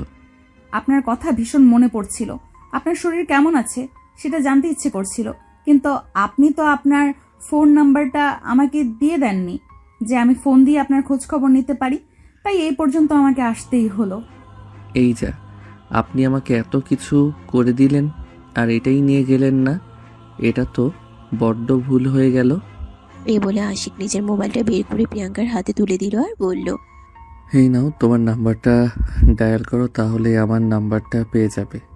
প্রিয়াঙ্কা তখন আর এক মুহূর্ত দেরি না করে আশিকের মোবাইলটা নিজের হাতে নিয়ে নিজের নাম্বার একটা ফোন দিল, আর তারপর নিজের ফোনে নাম্বারটা সেভ করে নিয়ে আশিককে বলতে লাগলো, শরীর কেমন আছে এখন? এই তো আলহামদুলিল্লাহ, আগের থেকে অনেকটাই ভালো আছে। সব কিছুর জন্য থ্যাঙ্কস। থ্যাঙ্কস তো আপনাকে আমার দেওয়া উচিত, কারণ আপনার জায়গায় অন্য কেউ থাকলে সেটা কখনোই আমার জন্য করতো না। আমি একজন পুলিশ অফিসার, আর তখন আমি ডিউটিতে ছিলাম, আর এটা আমার কর্তব্য ছিল, তাই আমি শুধু আমার কর্তব্যটুকুই পালন করেছি, এর বেশি কিছুই না। হ্যাঁ, আপনি আপনার কর্তব্যই পালন করেছেন, হবু বউয়ের উপর থাকা কর্তব্য। এই বলে প্রিয়াঙ্কা একটা শয়তানি মার্কা হাসি দিয়ে আশিকের বাসা থেকে বের হয়ে চলে আসলো। সব কিছুই আশিকের মাথার উপর দিয়ে যাচ্ছিল, সে কোনো কিছুই বুঝতে পারছিল না। প্রিয়াঙ্কা কি আসলেই তার এইসব ফাজলামোকে সিরিয়াসলি নিয়ে নিচ্ছে? মানে আশিক প্রিয়াঙ্কার সঙ্গে ফাজলামি করে এইসব কথা বলতো, আর এইসব কিছু করতে সে কখনো প্রিয়াঙ্কাকে নিয়ে সিরিয়াস কি কোনো কিছুই ভাবেনি, কারণ প্রিয়াঙ্কা কোটিপতি বাবার একমাত্র আদরের রাজকন্যা, আর আশিক গ্রাম থেকে উঠে আসা সাধারণ একটা ছেলে। পড়াশোনা শেষ করে এই তো 1 বছরের মতো হয় পুলিশের চাকরি নিয়েছে। পুলিশের চাকরি নেওয়াটা ছোটবেলা থেকেই তার একটা স্বপ্ন ছিল, আর এতদিন পর সে তার স্বপ্নকে বাস্তবে রূপান্তর করতে পেরে অনেকটাই খুশি। প্রিয়াঙ্কা যখন বাসায় এসে পৌঁছায় তখন রাত 12টার মতো বাজে। অলরেডি বাড়ির সবাই ঘুমিয়ে পড়েছিল। হঠাৎ করেই দরজা খোলার আওয়াজ পেয়ে প্রিয়াঙ্কার মা তার রুম থেকে বের হয়ে আসেন আর প্রিয়াঙ্কাকে দেখেই বলতে থাকেন, কি ব্যাপার, তুমি এতক্ষণ কোথায় ছিলে আর এত রাতে কোথা থেকে এসেছো? গাড়ির আওয়াজ শোনা গেল। দেখো আম্মু, বারে বারে আমাকে সবকিছু জিজ্ঞেস করাতে আমার ভালো লাগছে না। তুমি তো জানোই আমি এত কৈফিয়ত দিতে পছন্দ করি না, তারপরও কেন কৈফিয়ত চাও আমার কাছে? প্রিয়াঙ্কার আম্মু তখন খুব ভালোভাবেই বুঝতে পারেন প্রিয়াঙ্কার কাছে আর কোনো কিছু জিজ্ঞাসা করে লাভ নেই, কারণ প্রিয়াঙ্কা উত্তর দিবে না। তাই তিনি আর কোনো কথা না বলেই নিজের রুমে চলে গেলেন। প্রিয়াঙ্কাও নিজের রুমে গিয়ে দরজা লাগিয়ে দিল। বিছানায় শুয়ে ঘুমানোর চেষ্টা করছিল, কিন্তু তারপরেও ঘুম আসছিল না। বারবার শুধু আশিকের কথাই মনে পড়ছিল। তখন সে মনে মনে ভাবল, এখন তো আর কোনো চিন্তা নেই, আশিকের নাম্বার নিয়ে এসেছে, তাই সে চাইলেও আশিককে ফোন দিতে পারে। সে তখন আর 7-5 চিন্তা না করে মোবাইলটা বের করে আশিকের নাম্বারে ফোন দিল। 2-3 বার রিং হওয়ার পর আশিক ফোনটা রিসিভ করলো আর ঘুম ঘুম চোখে বলতে লাগলো, আসসালামু আলাইকুম, এসিপি আশিক হিয়ারিং। ওয়ালাইকুম আসসালাম ডিয়ার হবু জামাই, আমি আপনার হবু বউ বলছি। একটু টিটকারি দিয়েই এই কথাটা প্রিয়াঙ্কা আশিককে বলে। আর তখনই আশিক বুঝতে পারে এটা প্রিয়াঙ্কা ছাড়া অন্য কেউ হতেই পারে না। তখনই ফোনের অপর প্রান্ত থেকে আশিক বলতে থাকে, তা কি হবু জামাইকে ছাড়া থাকতে ইচ্ছে করছে না নাকি? তাহলে এখানেই থেকে যেতে দুজনে, বিয়ের আগে না হয় বাসরটা করে নিতাম। এটা শুনে প্রিয়াঙ্কা বলতে থাকে, সেটা যদি তুমি একবার আমাকে রেখে দিতে চাইতে তাহলে তো হলোই, একবারও তো থাকার জন্য বলনি, তাই তো আমাকে চলে আসতে হলো। আমি তো রেডি হয়ে গেছিলাম, তুমি থাকতে বললেই থেকে যেতাম। ও আচ্ছা, তাই বুঝি। তাহলে এখন চলে আসো। আমি কিন্তু সিরিয়াস, আমি কিন্তু সত্যি সত্যিই চলে আসব। তখন কিন্তু আবার আমাকে পাগল বলতে পারবে না। কি ব্যাপার, আমাকে মুহূর্তের মধ্যেই আপনি থেকে তুমি করে বলা হচ্ছে? হবু জামাই আর বিয়ের পর তো তোমাকে তুমি করেই বলতে হবে, তাই আগে থেকে অভ্যাস করছি যাতে পরবর্তীতে কোনো সমস্যা না হয়। ও আচ্ছা, তাই বুঝি। আচ্ছা ঠিক আছে, এখন ঘুমিয়ে পড়ো, আমারও শরীরটা টায়ার্ড লাগছে, ঘুমাতে হবে। এই বলে আশিক ফোনটা রেখে দিল আর বিছানায় শুয়ে ঘুমিয়ে পড়ল। এদিকে প্রিয়াঙ্কাও মোবাইলটা বুকের উপর রেখে ঘুমিয়ে পড়ল। এরপর দেখতে দেখতে চলে গেল আরো 3 দিন। ইতিমধ্যে আশিকের জ্বর সেরে উঠেছে, সে এখন মোটামুটি অনেকটাই সুস্থ আছে। তাই আগামীকাল থেকে ডিউটিতে যাবে বলে ঠিক করেছে। সবকিছু গোছাচ্ছিল, রান্নাবান্না করছিল, তখনই হঠাৎ করে মোবাইলটা বেজে ওঠে। আশিক মোবাইলটা হাতে নিয়ে দেখে প্রিয়াঙ্কা তাকে ফোন দিয়েছে। 2 বার রিং হতেই আশিক ফোনটা রিসিভ করলো আর তখনই অপর প্রান্ত থেকে প্রিয়াঙ্কা বলতে লাগলো, কি ব্যাপার মাই ডিয়ার হবু হাজবেন্ড, কি করা হচ্ছে এখন? কি আর করব, কাল থেকে তো ডিউটিতে জয়েন করতে হবে, তাই নিজের কাজগুলো একটু গোছাচ্ছিলাম, এই আর কি। তাছাড়া আর কি করব, আমার তো আর ঘরে বউ নেই যে বউকে আদর করব। বউকে বাড়িতে নিয়ে গেলেই তো পারো, তাহলেই তো বউয়ের আদর, ভালোবাসা আর যত্ন সব কিছুই একসঙ্গে পেতে পারো। আচ্ছা শোনো, তোমার সঙ্গে আমার একটু কথা আছে, আমি কোনো একদিন তোমার সঙ্গে দেখা করে সরাসরি কিছু বলতে চাই। আশিকের এমন কথা শুনে প্রিয়াঙ্কা মনে মনে ভাবতে থাকে, আশিক হয়তো তাকে প্রপোজ করবে, ভালোবাসার কথা বলবে। তাই সে আশিকের কথাই রাজি হয়ে গেল এবং আশিক কবে দেখা করতে চাই সেটা জানতে চাইলো। তখনই আশিক প্রিয়াঙ্কাকে বলতে লাগলো, তুমি আগামীকাল অথবা পরশু আমার সঙ্গে একবার দেখা করো, থানায় নয়, বাইরে কোথাও। আচ্ছা ঠিক আছে, টাইম বলে দেবেন, আমি সময় মতো চলে আসব। আশিকের এমন কথা শুনে প্রিয়াঙ্কা একদম নিশ্চিত হয়ে যায় যে আশিক তাকে ভালোবাসার কথা বলবে, আর সেজন্যই হয়তো বাইরে দেখা করতে চাইছে, কারণ ভালোবাসার কথা তো আর থানাতে বলা যাবে না। তাই প্রিয়াঙ্কা মনে আশা নিয়ে অপেক্ষা করতে থাকে কখন আশিক তাকে ডাকবে আর সে আশিকের সঙ্গে দেখা করতে যাবে, আশিকের কাছ থেকে ভালোবাসার কথা শুনবে। 2 দিন পরে একদিন দুপুরবেলা আশিক প্রিয়াঙ্কাকে ফোন দিল। প্রিয়াঙ্কা সঙ্গে সঙ্গে ফোনটা রিসিভ করলো আর তখনই অপর প্রান্ত থেকে শুনতে পেল, তুমি একটু রমনায় আসো, আমি তোমার সঙ্গে দেখা করতে চাই। প্রিয়াঙ্কা এই কথাটা শোনার পর মনে মনে এটা একদম শিওর হয়ে নেয় আশিক আজ তাকে প্রপোজ করবেই। তাই সে রেডি হয়ে বাসা থেকে বের হয়। আজকে সে একটা নীল রঙের শাড়ি পরেছে আর ইচ্ছে মতো জুয়েলারি কসমেটিক্স দিয়ে নিজেকে সাজিয়েছে, কারণ আজ তার বহু প্রতীক্ষার প্রতিফলন হতে যাচ্ছে। আশিক আজ তাকে প্রপোজ করবে। আজকের মতো খুশির দিন তার আর নেই। কিছুক্ষণের মধ্যেই রেডি হয়ে বের হয়ে গেল বাসা থেকে। গাড়ি নিয়ে আজ একাই গিয়েছে, ড্রাইভারকে সঙ্গে নেয়নি। রমনার কাছাকাছি এসে সে আশিককে ফোন দেয়। 2 বার রিং হতেই আশিক কলটা রিসিভ করে। তখনই প্রিয়াঙ্কা বলতে থাকে, কি ব্যাপার, কোথায় তুমি? পৌঁছে গেছো নাকি? না আসলে আমি এখনো পৌঁছাইনি, আমার একটা জরুরি কাজ পড়ে গেছিল, তাই একটু লেট হয়ে গেছে। তুমি কি পৌঁছে গেছো? আমি তো কাছাকাছি চলে এসেছি, আমার মনে হয় আমার আর বেশি হলে 5 মিনিটের মতো সময় লাগবে। ও আচ্ছা ঠিক আছে, কোনো সমস্যা নেই, তুমি একটু বসো, আমি 10 মিনিটের মধ্যে পৌঁছে যাব, বেশিক্ষণ লাগবে না আমার, রাস্তায় আছি। আচ্ছা ঠিক আছে, তাড়াতাড়ি চলে আসো। এই বলে প্রিয়াঙ্কা তখনই ফোনটা কেটে দিল আর তখনই গাড়ি চালিয়ে রমনায় চলে গেল। কিছুক্ষণ পরেই আশিক চলে আসলো সেখানে। তবে প্রিয়াঙ্কা যেরকমটা ভেবেছিল আশিক হয়তো আজ শার্ট কিংবা পাঞ্জাবি পরে আসবে, কিন্তু আশিক সেরকম কিছুই করলো না। সে ইউনিফর্ম পরেই সেখানে পৌঁছালো। প্রিয়াঙ্কা তাকে দেখে একটু অবাক হয়ে বলতে লাগলো, কি ব্যাপার, তুমি ইউনিফর্ম পরে এখানে চলে এসেছো? হ্যাঁ, আমি তো তোমাকে বললাম আমি একটু ঝামেলায় পড়ে গেছিলাম, তাই ডিউটি শেষ করে তোমার সঙ্গে দেখা করতে চলে এসেছি। বাসায় যাওয়ার সময় পাইনি। ও আচ্ছা, ঠিক আছে, কোনো সমস্যা নেই, বসো। কি খাবে, চা নাকি কফি? আসলে এখন কোনোটাই আমি খাবো না, তোমার সঙ্গে একটু জরুরি কথা বলতে এসেছি, সেটা বলেই চলে যাব। আমার আবার বিকেলেও কাজ আছে। আশিকের এমন কথা শুনেই প্রিয়াঙ্কার মেজাজটা একটু খারাপ হয়ে গেল, কারণ সে মনে মনে এমনটাই ভেবে রেখেছিল আশিক হয়তো বা একটা ফুলের তোড়া কিংবা অন্য কিছু নিয়ে এসে তাকে প্রপোজ করবে, কিন্তু সেরকমটা তো কোনো কিছুই হলো না। কিন্তু তারপরেও সে নিজেকে সামলে নিল আর আশিক বলতে লাগলো, আচ্ছা ঠিক আছে, কোনো সমস্যা নেই, কিন্তু তুমি আমাকে এখানে কেন ডেকে এনেছো সেটা তো বলবে। আসলে আমি তোমাকে কিছু বলতে চাই, তুমি আগে সব কিছু মনোযোগ দিয়ে শুনবে, তারপর আমার কথার উত্তর দিবে। এই বলে আশিক বলতে শুরু করে। এতদিন ধরে সে যা কিছু করেছে প্রিয়াঙ্কার সঙ্গে সবকিছুই ফাজলামো ছিল, মাত্র কোনো কিছুই সিরিয়াস নয়, কারণ প্রিয়াঙ্কা এখন বিষয়টাকে সিরিয়াস ভাবতে শুরু করেছে। তাই তাকে এই বিষয়গুলো বলা প্রয়োজন, আর এই জন্যই তাকে এই কথাগুলো বলতে এসেছে এখানে। কথাগুলো শুনে প্রিয়াঙ্কার পায়ের নিচ থেকে যেন মাটি সরে যাচ্ছিল। সে কেন কিছুই ভাবতে পারছিল না, মনে হচ্ছিল সে যেন শূন্যে ভাসছে, তার সামনে পিছনে কোনো কিছুই নেই। তার চোখ অন্ধকার হয়ে আসছিল, কিন্তু তারপরও সে নিজেকে সামলে নিয়ে আশিককে বলতে লাগলো, আচ্ছা ঠিক আছে, কোনো ব্যাপার না, তবে তোমাকে একটা কথা বলে রাখি, এইরকম সেন্সিটিভ ব্যাপার নিয়ে আমার সঙ্গে যা করেছো করেছো, অন্য কারোর সঙ্গে এরকম কিছু করো না, তাহলে সহ্য করতে পারবে না।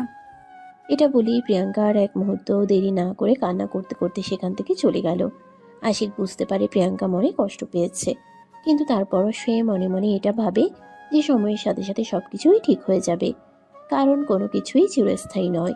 সবকিছুর অভাব দিনে দিনে একভাবে না একভাবে পূরণ হয়ে যায়। প্রিয়াঙ্কা চলে যাওয়ার পর আশিক সেখান থেকে নিজের বাসায় এসে ফ্রেশ হয়ে আবারও কিছু কাজ করার জন্য থানায় চলে যায়। এদিকে প্রিয়াঙ্কা কান্না করতে করতে বাসায় প্রবেশ করে। প্রিয়াঙ্কার এমন চেহারা দেখে তার মা ভীষণ অবাক হন আর প্রিয়াঙ্কাকে বলতে থাকেন, কি রে মা, কি হয়েছে? তুই এভাবে কান্না করছিস কেন? কারোর সঙ্গে ঝগড়া করিস নাকি? না আম্মু, সেরকম কিছুই হয়নি। তাছাড়া আমি কেন কারোর সঙ্গে ঝগড়া করতে যাব? আমি একদম ঠিক আছি, কোনো ব্যাপার না। এই বলে প্রিয়াঙ্কা নিজের রুমের দিকে চলে যাচ্ছিল, কিন্তু প্রিয়াঙ্কার আম্মু খুব ভালোভাবে বুঝতে পারে প্রিয়াঙ্কার কিছু একটা হয়েছে, তাই তিনি আবারও পিছন থেকে প্রিয়াঙ্কাকে বলতে থাকেন, আরে বাবা, তুই যদি এটা খুলে না বলিস যে তোর কি হয়েছে, তাহলে আমরা বুঝবো কি করে? বল না কি হয়েছে। তখনই প্রিয়াঙ্কা থেমে গেল আর তার আম্মুকে ধমক দিয়ে বলতে লাগলো, কি ব্যাপার আম্মু, তোমাকে আমি কি বললাম তুমি শুনতে পাওনি নাকি? তুমি জানো না বারে বারে প্রশ্ন করা আমার একদম ভালো লাগে না। প্রিয়াঙ্কার আম্মু তখন খুব ভালোভাবে বুঝতে পারলেন প্রিয়াঙ্কা ভীষণ মন খারাপ করে আছে আর প্রচন্ড পরিমাণে রেগে আছে, তাই তাকে এই মুহূর্তে প্রশ্ন না করাটাই ভালো। তাই তিনি আর কোনো কথা বললেন না, নিজের মতো নিজের রুমে চলে গেলেন। আর এদিকে প্রিয়াঙ্কাও নিজের রুমে চলে আসলো। রুমে এসে সঙ্গে সঙ্গে দরজাটা বন্ধ করে দিল। বিছানার উপর শাড়ি চুড়ি সব খুলে ছুঁড়ে ফেলতে লাগলো। কান্নায় তার বুক ফেটে যাচ্ছিল, কিন্তু সে চিৎকার করে কান্না করতে পারছিল না। সবাই শুনলে কি ভাববে? ওয়াশরুমে ঢুকে যায় আর ঝর্ণা ছেড়ে দিয়ে ইচ্ছে মতো কান্না করে। 2 ঘন্টা পর ওয়াশরুম থেকে বের হয়।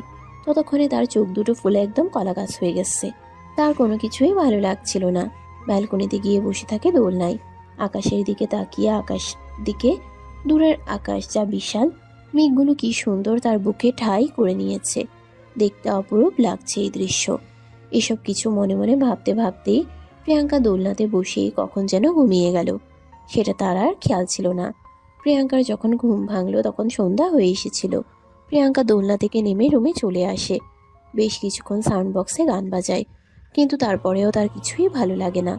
কিছুক্ষণ গল্পের বই পড়ে, কিন্তু তাতেও মনোযোগ দিতে পারছিল না। অবশেষে নিজের পড়ার বই নিয়ে বসলো। সেটা তো আরও অসহ্য লাগছিল, তাই সে সবকিছু ফেলে মোবাইল হাতে নিয়ে ফেসবুক স্ক্রল করতে থাকে। এভাবে দেখতে দেখতে কখন যে রাত পেরিয়ে গেল সে টের পেল না। ফজরের আগের দিকে তার ঘুম পেয়ে গেল।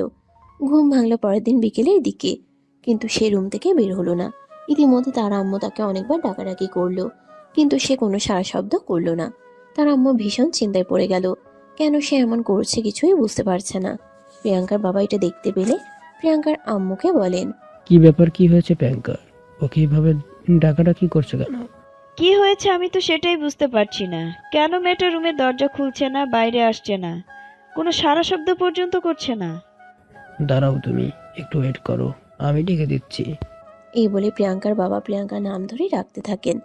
তখন রাত 8টার মতো বাজে। বেশ কিছুক্ষণ ডাকাডাকি করার পর প্রিয়াঙ্কা তার বাবার ডাকে সাড়া দেয় আর বলতে থাকে, কি ব্যাপার, কি হয়েছে? তোমরা এইভাবে আমাকে ডাকাডাকি করছো কেন? আমি কি মরে গেছি নাকি যেভাবে ডাকাডাকি করতে হবে? আরে বাবা, এগুলো কোন ধরনের কথা? তুমি সেই কাল রাতে রুমে প্রবেশ করেছো, আর এরপর থেকে তোমার কোনো সাড়া শব্দ নেই। আজ রাত 8টা বাজে, এখন পর্যন্ত তুমি একবারের জন্য রুম থেকে বের হচ্ছ না। কি হয়েছে তোমার, সেটা তো বলবে নাকি? আমার কোনো কিছুই হয়নি। আমার জাস্ট ভালো লাগছে না, প্লিজ আমাকে বিরক্ত করো না। আমাকে একটু আমার মতো একা থাকতে দাও। এভাবে তো হয় না মা, তুই রুম থেকে বের হো, খাওয়া দাওয়া কর। সেই কাল দুপুরে খেয়েছিস, এরপর তো আর তোর খাওয়া দাওয়া হয়নি। অলরেডি সারাদিন সারা রাত কেটে গেছে। তোমাদেরকে আমি কি বললাম তোমরা শুনতে পাওনি? তারপরও কেন বারবার আমাকে প্রশ্ন করছো? আমাকে একটু আমার মতো থাকতে দাও তো। আমার এসব কিছু একদম ভালো লাগছে না। অনেক জোরে চিৎকার দিয়ে কথাটা বলে প্রিয়াঙ্কা। তখন তার আব্বু আম্মু আর কোনো কথা না বলে সেখান থেকে চলে যান। তারা বুঝতে পারেন কিছু একটা হয়েছে, যার জন্য প্রিয়াঙ্কা এমন করছে। তা না হলে তো এমন করার কথা নয়, কিন্তু কি হয়েছে তারা সেটাই বুঝতে পারছেন না। তখনই হঠাৎ করে প্রিয়াঙ্কার আম্মুর মনে পড়ল, প্রিয়াঙ্কা কাল দুপুরের পরে রেডি হয়ে কোথাও গিয়েছিল। সে কার সঙ্গে দেখা করতে গিয়েছিল চিন্তা করলেই হঠাৎ করে মনে পড়ে গেল আশিকের কথা। আশিক তো প্রিয়াঙ্কার আম্মুর সঙ্গে বলেছিল। তখনই প্রিয়াঙ্কার আম্মু আশিকের নাম্বারটা জোগাড় করে তার নাম্বারে ফোন দিল। হঠাৎ করে আশিকের ফোনে একটা অচেনা নাম্বার থেকে ফোন আসে। প্রিয়াঙ্কা একটু অবাক হলো, কিন্তু তারপরেও ফোনটা রিসিভ করলো। আর তখনই প্রিয়াঙ্কার আম্মু বলতে লাগলো, আচ্ছা বাবা, তুমি আমাকে একটা কথা বলো তো, তুমি কি প্রিয়াঙ্কাকে কিছু বলেছো? কেন আন্টি, কি হয়েছে? কাল বিকেল থেকে প্রিয়াঙ্কা রুমের ভিতর দরজা বন্ধ করে রেখেছে। এই যে ডাকাডাকি করছি, রুমের দরজা খুলছেই না, বাইরেও আসছে না, খাওয়া খাচ্ছে না, কারোর সঙ্গে কোনো কথা বলছে না। আসলে আন্টি, প্রিয়াঙ্কা কাল বিকেলে আমার সঙ্গে দেখা করতে এসেছিল। আমি তাকে ডেকেছিলাম। এই বলে আশিক প্রিয়াঙ্কার আম্মুকে সবকিছু খুলে বলে। সবকিছু শুনে প্রিয়াঙ্কার আম্মু বলতে থাকে, দেখো, আমার মনে হচ্ছে তুমি প্রিয়াঙ্কাকে এই কথাগুলো ফাজলামো করে বললেও সে এই বিষয়গুলো সিরিয়াসলি নিত, আর তোমাকে নিয়ে সিরিয়াসলি ভাবতো। কিন্তু আন্টি, আমি সত্যি বলছি, আমি আপনার মেয়েকে সিরিয়াসলি কখনো কোনো কিছু বলিনি। ও প্রচণ্ড রাগী, তাই সব সময় ওকে নিয়ে এভাবে মজা করতাম। আমার ভালো লাগতো ওকে রাগাতে। কিন্তু আমার মেয়েটা এসবের মধ্যেই নিজের ভালোবাসা খুঁজে নিয়েছে। এই বলে প্রিয়াঙ্কার আম্মু আশিককে সবকিছু বুঝিয়ে বলেন আর বলতে থাকেন। আশিক যেন প্রিয়াঙ্কার সঙ্গে একবার কথা বলে নেয়, কারণ প্রিয়াঙ্কা সত্যি সত্যি আশিককে ভালোবাসে। আশিক তখন অন ডিউটিতে ছিল, তাই তখন প্রিয়াঙ্কাদের বাড়িতে আসা সম্ভব ছিল না। পরের দিন সকালবেলা আশিক ডিউটি শেষ হলে বাসায় না গিয়ে সোজা প্রিয়াঙ্কাদের বাসায় চলে আসে। তখন ভোর 7টা বাজে। কলিং বেল চাপ দিতেই কাজের মেয়ে এসে দরজা খুলে দেয়। আশিককে দেখে সে একটু অবাক হয়, কারণ আশিকের গায়ে তখনও ইউনিফর্ম ছিল। সে একটু অবাক হয়, সেই সাথে একটু ভয়ও পেয়ে আশিককে বলতে থাকে, আপনি এখানে? আমাকে দেখে ভয় পাওয়ার কোনো কারণ নেই। আমি এমনিতে এসেছি, প্রিয়াঙ্কার সঙ্গে দেখা করছি। প্রিয়াঙ্কা কোথায়? ম্যাডাম তো নিজের ঘরেই আছেন, কিন্তু আপনি কি? আপনাকে তো চিনতে পারলাম না। আমাকে তোমার চিনতে হবে না। তোমার ম্যাডামের রুমটা আমাকে দেখিয়ে দাও। আমি তোমার ম্যাডামের সঙ্গে দেখা করতে এসেছি। কাজের মেয়েটা তখন আর কোনো কথা বলল না। সে তখন আশিককে নিয়ে সোজা প্রিয়াঙ্কার রুমের সামনে চলে গেল। প্রিয়াঙ্কার রুমের দরজার সামনে দাঁড়িয়ে কাজের মেয়েটা আশিককে বলে, স্যার, এইটা ম্যাডামের রুম। আপনি ম্যাডামকে ডাক দেন, আমি এখান থেকে চলে যাই। ম্যাডাম আমাকে দেখলেন বকা দিবে। আশিক তখন কোনো কথা বলার আগেই কাজের মেয়েটা সেখান থেকে দূরে চলে গেল। আশিক রুমের দরজায় বেশ কয়েকবার নক করলো। এই প্রিয়াঙ্কা, প্রিয়াঙ্কা, কোথায় তুমি? রুমের দরজা খোলো, আমি এসেছি তোমার সঙ্গে কথা বলতে। বেশ অনেকক্ষণ নক করার পর রুমের দরজাটা আপনা আপনি খুলে যায়, আর তখনই আশিক রুমের ভিতরে প্রবেশ করে। কিন্তু রুমের ভিতর থেকে রুমে কেউ নেই। তাই সে ব্যালকনির দিকে এগিয়ে যায়। দেখতে পাই প্রিয়াঙ্কা ব্যালকনিতে দাঁড়িয়ে আকাশের দিকে তাকিয়ে আছে, এক মনে কিছু একটা দেখছে। আশিক প্রিয়াঙ্কার পিছনে গিয়ে দাঁড়ায় আর তার কানের কাছে মুখ নিয়ে বলতে থাকে। কি ব্যাপার ম্যাডাম, এসব কি করা হচ্ছে? এভাবে হঠাৎ করেই পিছন থেকে কারোর গলার আওয়াজ শুনে চমকে যায় প্রিয়াঙ্কা। লাফিয়ে পিছন ফিরে তাকাতে একদম আশিকের ঠোঁটের ভিতর তার দুই ঠোঁট ঢুকে গেল। আশিকও কম যায় কি, সে প্রায় 2 মিনিট ধরে চুমু খেলো আর তারপর ছেড়ে দিল। প্রিয়াঙ্কা আশিকের থেকে ছাড়া পেয়ে বলতে লাগলো। এসব কি হলো? আপনি এভাবে আমাকে চুমু খেলেন কেন? ও মা, যে মানুষটা আমাকে নিয়ে এত চিন্তা করে, আর তাকে এই সামান্য চুমু খেতে পারি না আমি? না, পারেন না, কারণ আপনারা পুরুষ মানুষ। আপনারা আসলেই বেঈমান। আপনারা মানুষের ভালোবাসার মূল্য দিতে জানেন না। ও আচ্ছা, তাই বুঝি? শুধু মেয়ে মানুষই ভালোবাসার মূল্য দিতে জানে? হ্যাঁ, কারণ আপনি আমাকে মায়ায় ফেলেছেন। আমি আপনার মায়ায় পড়েছি, আর এখন কিনা আপনি বলেন আপনি আমাকে ভালোবাসেন না। আর যদি বলি তোমাকে মায়ায় ফেলতে গিয়ে আমি নিজেই মায়ায় পড়ে গেছি? মিথ্যা বলবেন না। আপনি শুধু এতদিন আমার সঙ্গে ফাজলামি করেছেন, সেটা তো আপনি নিজেই বলেছেন। আপনি তো কখনো আমাকে ভালোবেসে কাছে পাওয়ার জন্য এসব কিছুই করেননি।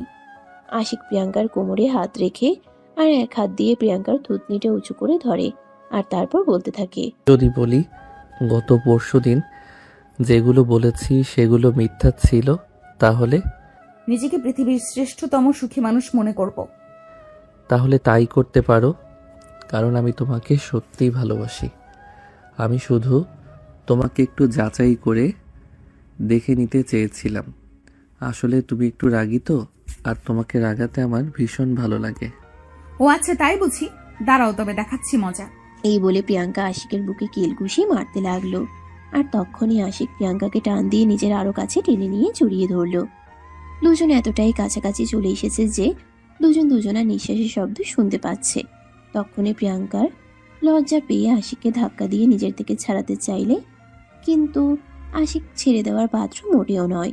সে প্রিয়াঙ্কাকে টান দিয়ে নিজের আরো কাছে টেনে নেয় আর প্রিয়াঙ্কার ঠোঁটে নিজের 2 ঠোঁট ডুবিয়ে দেয়। বেশ কিছুক্ষণ এভাবেই চলতে থাকে। হঠাৎ করে কেউ একজন রুমের দরজায় নক করে। আশিক প্রিয়াঙ্কাকে ছেড়ে দেয়, একদম ধরা পড়া চোরের মতো চুপসে যায়। তখনই প্রিয়াঙ্কা বলতে থাকে। কি ব্যাপার? কি হলো? এখন ছেড়ে দিলে কেন? এই যা, রুমের দরজাটা বন্ধ করতে ভুলে গেছিলাম। এই বলে আশিক রুমের ভিতর চলে আসলো। দেখতে পেল প্রিয়াঙ্কার আম্মু সেখানে এসেছে। তখনই আশিক প্রিয়াঙ্কার আম্মুকে বলতে লাগলো। হ্যাঁ আন্টি, বলুন। বাবা প্লিজ কিছু একটা তো বলো। দেখুন আন্টি, আমি কি বলবো ভেবে পাচ্ছি না, তবে আমি আপনাকে এটুকু বলছি।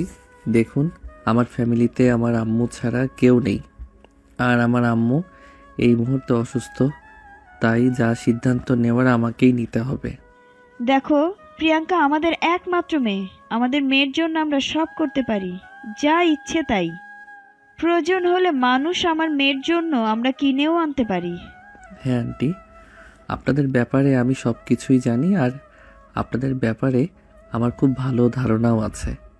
দেখুন, হয়তো আপনার মেয়েকে রাজকীয় লাইফস্টাইল আমি দিতে পারবো না, তবে ডাল ভাত খাইয়ে সুখে রাখতে পারবো। এইটুকু ভরসা আমার উপর রাখতে পারেন। আচ্ছা ঠিক আছে, তোমার আঙ্কেলের সাথে আমি এই ব্যাপারে কথা বলবো। তোমরা কথা বলো, আমি আসছি। এই বলে প্রিয়াঙ্কার আম্মু সেখান থেকে চলে গেল। আর তখনই প্রিয়াঙ্কা গিয়ে রুমের দরজাটা লাগিয়ে দিল। আশিক চলে যেতে চাইছিল, তখনই আশিককে আটকে দিয়ে প্রিয়াঙ্কা বলতে লাগলো। কি ব্যাপার? এখন কেন চলে যাচ্ছ? এখন তো আমি রুমের দরজা লাগিয়ে দিয়েছি। এখন তো আর আমার সাথে রোম্যান্স করতে কোনো সমস্যা নেই। এই যে ম্যাডাম, একজন পুলিশের সামনে দাঁড়িয়ে আপনি কথা বলছেন, আপনার বুঝি একটু লজ্জা করছে না? ভয় লাগছে না? লাগছে না, লাগবেই বা কেন? আমি তো 2 দিন পরেই এই পুলিশটার বউ হব। 2 দিন পরে তো তাকে আমার রাজত্ব কায়েম করতে হবে। তাহলে তাকে ভয় পাওয়ার কি আছে? ও আচ্ছা, তাই বুঝি। তাহলে সময় হলে দেখা যাবে। এখন আমি যাই। না সাহেব, এখন তোমার যাওয়া হবে না। আম্মু আমাদের সবার জন্য নাস্তা রেডি করছেন, নাস্তা করে তবেই যাবে। আরে না ডিয়ার, আমার ঘুমাতে হবে। সারা রাতে ডিউটিতে ছিলাম, এখন বাসায় চলে যাই, অন্য সময় আসবো। কিন্তু প্রিয়াঙ্কা কথা শোনার মতো মেয়ে নয়, সে যেটা বলবে সেটাই করবে। তাই সে আশিককে আর যেতে দিল না। জোর করেই আশিকের সঙ্গে রুমে বসে গল্প করতে লাগলো। এদিকে ঠিক আধা ঘন্টা পরেই প্রিয়াঙ্কার আম্মু নাস্তা রেডি করে তাদেরকে টেবিলে রেখে নিল। তারপর সবাই মিলে একসঙ্গে নাস্তা করলো। প্রিয়াঙ্কার বাড়ির ডাইনিং টেবিল আজ উৎসব মুখর। দুদিন একদম নীরব শুনশান ছিল, কোনো আনন্দ উল্লাস ছিল না। আজ মেয়ের মুখে খুশি দেখে প্রিয়াঙ্কার বাবাও অনেক খুশি, কারণ তিনি মেয়েকে সারা জীবন এভাবেই খুশি দেখতে চান, আর তার জন্যই তো জীবনের এত কিছু করা। নাস্তা শেষ হলে আশিক প্রিয়াঙ্কা এবং তার ফ্যামিলির সবার কাছ থেকে বিদায় নিয়ে নিজের বাসায় চলে গেল। যেহেতু প্রিয়াঙ্কাদের বাড়ি থেকে নাস্তা করে এসেছিল, তাই আর রান্না করতে হলো না। বাসায় এসে ফ্রেশ হয়ে ঘুমিয়ে পড়ল। সন্ধ্যায় ঘুম ভাঙল প্রিয়াঙ্কার কলে। ঘুম ঘুম চোখে আশিক ফোনটা রিসিভ করে, আর তখনই অপর প্রান্ত থেকে শুনতে পায়। কি ব্যাপার, আমার পুলিশ জামাইটা কি করছিল? এখনো ঘুমাচ্ছিল নাকি? হ্যাঁ ঘুমাচ্ছিলাম তো, দিলে তো আমার ঘুমটা ভাঙিয়ে। এটা কিন্তু তুমি একদম ঠিক করলে না। বেশ করেছি, ঘুম ভাঙিয়ে দিয়েছি। এখন বাসা থেকে বের হও, আমার ফুচকা খেতে ইচ্ছে করছে। আমাকে নিয়ে ফুচকা খেতে যেতে হবে। আচ্ছা তাই বুঝি? আমার রাগী বউটার এখন ফুচকা খেতে ইচ্ছা করছে? হ্যাঁ, ফালতু কথা বন্ধ করে তাড়াতাড়ি রেডি হও, আমি আসছি। এই বলে প্রিয়াঙ্কা ফোনটা কেটে দেয় আর বাসা থেকে বের হয়ে পড়ে। আশিকের বাসা থেকে তার বাসার দূরত্ব প্রায় 20 মিনিটের মতো। ততক্ষণে আশিক রেডি হয়ে যাওয়ার কথা। প্রিয়াঙ্কা গাড়ি নিয়ে আশিকের বাসার সামনে চলে গেল। আশিক ঘুম থেকে উঠে কোনো রকমে রেডি হয়ে নেয়, আর তখনই দরজায় কারো নক করার আওয়াজ শুনতে পেয়ে দরজা খুলে দেখে প্রিয়াঙ্কা দাঁড়িয়ে আছে। প্রিয়াঙ্কা আজ আবারও পিঙ্ক কালারের একটা শাড়ি পরে এসেছে, যাতে প্রিয়াঙ্কাকে একদম অপ্সরীদের মতো লাগছে। প্রিয়াঙ্কাকে দেখা মাত্রই আশিক বলতে লাগলো, এখনই যদি এভাবে আমার সামনে আসো, তাহলে তো বিয়ের আগেই বাসরটা করে নিতে হবে। একবারও না করেছি তোমাকে, চলো তাহলে শুরু করি। এই যা, একদম ফাইজলামি করো না। এখন চলো তো, যাওয়া যাক, আমি রেডি। এই বলে আশিক আর প্রিয়াঙ্কা দুজনেই বাসা থেকে বের হয়। তখন প্রিয়াঙ্কা বলতে থাকে, গাড়ি তোমার বাসায় রেখে যাব, তুমি বাইক বের করো, তোমার সঙ্গে বাইকে যাব। বয়ফ্রেন্ডের সঙ্গে বাইকে ঘুরতে যাওয়া এটা আমার অনেক দিনের ড্রিম। ও আচ্ছা তাই বুঝি, ঠিক আছে চলো তাহলে।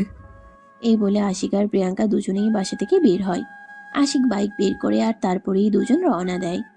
সারা সন্ধ্যা দুজনে ঘোরাঘুরি করলো, আর তারপর ফুচকা খেয়ে প্রিয়াঙ্কাকে তাদের বাসায় পৌঁছে দিল। এদিকে আশিকের ডিউটি টাইম হয়ে যাওয়ায় আশিক বাসে এসে রেডি হয়ে সঙ্গে সঙ্গে ডিউটিতে চলে গেল। এরপর দেখতে দেখতে চলে গেল বেশ কিছুদিন। আশিকের আম্মুর সঙ্গে প্রিয়াঙ্কার বাবা দেখা করেন এবং তাদের বিয়ের ব্যাপারে কথা বলেন। আশিকের আম্মু তখন এই সব কিছু শুনতে পেয়ে আর দ্বিমত করেন না, কারণ তিনি তো ছেলের আম্মু। তিনি তো সবসময় চাইবেন তার ছেলে যেন ভালো থাকুক। তাই তিনি প্রিয়াঙ্কার আব্বুর প্রস্তাব পাওয়ার সঙ্গে সঙ্গেই রাজি হয়ে গেলেন। অতঃপর দুই পরিবারের সম্মতিতে আশিক আর প্রিয়াঙ্কার বিয়েটা মহা ধুমধামের সঙ্গে অনুষ্ঠিত হলো। আজ প্রিয়াঙ্কা আর আশিকের শুভ বিবাহের কাজ সুসম্পন্ন হয়েছে। আশিকের ভাড়া বাসায় প্রিয়াঙ্কাকে নিয়ে আসা হয়েছে। যদিও প্রিয়াঙ্কার বাবা চাইতো আশিক আর প্রিয়াঙ্কা তাদের বাড়িতেই থাকুক, কিন্তু আশিক একজন পুলিশ এসিপি, তাই সে প্রিয়াঙ্কার বাবাকে পরিষ্কার জানায় প্রিয়াঙ্কাকে তার ভালোবাসা দিয়ে আসতে হবে। আর প্রিয়াঙ্কাও আশিককে প্রচন্ড পরিমাণে ভালোবাসতো, তাই আশিকের কথার কোনো রকম অবাধ্য সে হতে চায়নি। সে জানতো আশিক তাকে যেখানেই রাখুক না কেন তাকে খুব ভালো রাখবে এবং ভীষণ ভালো থাকবে সেখানে। আশিক 3 রুমের একটা ফ্ল্যাট ভাড়া নিয়েছে, যেখানে এক রুমে তার আম্মু থাকতো আর অন্য রুমে প্রিয়াঙ্কাকে নিয়ে সে থাকবে, আর একটা গেস্ট রুম হিসেবে থাকবে। আশিকের রুমটা ফুলে ফুলে সুন্দর করে সাজানো হয়েছে, আর সেই সব ফুলের মাঝে একটা গোলাপ, সেটা হলো প্রিয়াঙ্কা। হ্যাঁ, বিছানার উপর বসে আছে। রাত 11টা। আশিক রুমে প্রবেশ করে দরজাটা লাগিয়ে দিয়ে প্রিয়াঙ্কার পাশে এসে বসে। ঘুমটা তুলতেই দেখতে পাই ঘুমটার আড়ালে টুকটুকে লাল লাজুক পুতুল বউটা বসে আছে। আশিক প্রিয়াঙ্কার কপালে আলতো করে একটা চুমু খেলো, আর তারপর বলতে লাগলো, আজ বুঝি আমার সমস্ত অপেক্ষার অবসান হলো। আর আমার ভালোবাসার মানুষটা সারা জীবনের জন্য আমার হয়ে গেল। এই বলে তারা দুজনে গল্প করতে লাগলো। এভাবে দেখতে দেখতে বেশ অনেকক্ষণ সময় কেটে গেল। তখনই হঠাৎ করে প্রিয়াঙ্কা আশিককে বলতে লাগলো, এইভাবে আর কতক্ষণ বসে গল্প করবে? রাত তো শেষ হয়ে গেল, খেলবে না? ও মা, এটা তুমি কি বললে? না খেলে থাকা যায় নাকি? এই একটা রাতের জন্য দীর্ঘ 27টা বছর অপেক্ষা করেছি। আর এখন যদি একটু না খেলি তাহলে কি চলবে নাকি? তাহলে আর দেরি করছো কেন, শুরু করো। বলতেই আশিক আর এক মুহূর্ত দেরি না করে রুমের লাইট অফ করে দিল। এটা দেখেই প্রিয়াঙ্কা বলতে লাগলো, আরে তুমি রুমের লাইট কেন অফ করলে? আরে কি বলো তুমি? লাইট অফ না করলে আমাদের ভিউয়ার্স এখনো রয়ে গেছে, তারা আমাদের বাসর দেখে ফেলবে না? হ্যাঁ, এটা তো তুমি একদম ঠিক কথাই বলেছো। আরে ভিউয়ার্স, আপনারা এখন এখানে কি করছেন? আপনারা আপনাদের বউদের সাথে গিয়ে রোম্যান্স করুন, আর এখানে আমি আর আমার জামাই T20 খেলবো। আপনাদের সঙ্গে না হয় দেখা হবে আবারও অন্য কোনো এক ভালোবাসার গল্পে।